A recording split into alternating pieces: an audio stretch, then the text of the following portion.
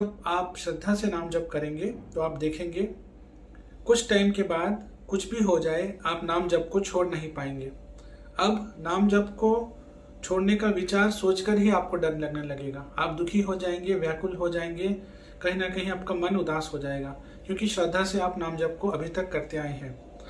अब इसके बाद क्या होगा, थोड़े टाइम के बाद आपकी लाइफ में ऐसी परिस्थितियां होंगी।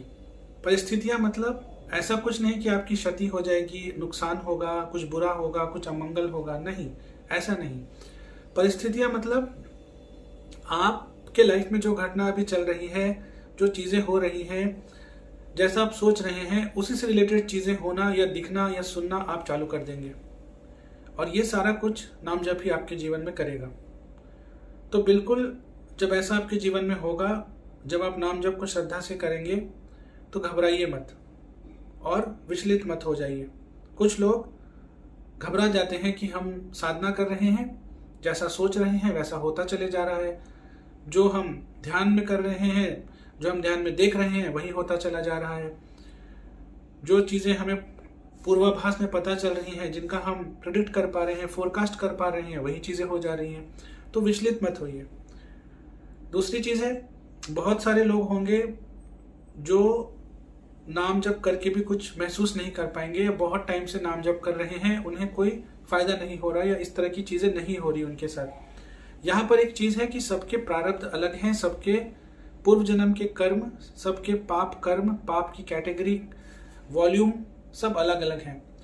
तो जरूरी नहीं है कि अगर आपको नाम जप करके ऐसी अनुभूतियां हो रही हैं तो दूसरों को भी हो, या दूसरों को नहीं हो रही है तो आपको नहीं होंगी।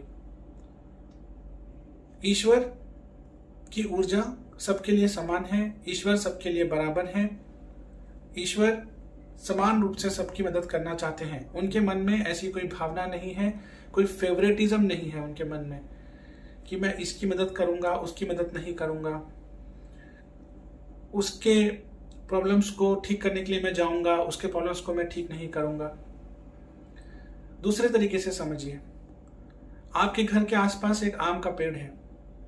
बचपन में या बड़े होते हुए भी आपने कभी ना कभी पत्थर फेंका होगा उस आम की तरफ, ताकि आम नीचे गिरे, आप उठा के उसका सेवन कर सके। कई बार आपके पत्थर मिस फायर हुए होंगे, कई बार टहनी में पत्थर लग के छिटक गया होगा, पर क्या कभी उस पेड़ ने आपको बोला कि मैं इस इंसान को अपना फल खाने नहीं दूंगा क्योंकि ये मुझे पत्थर फेंकता है?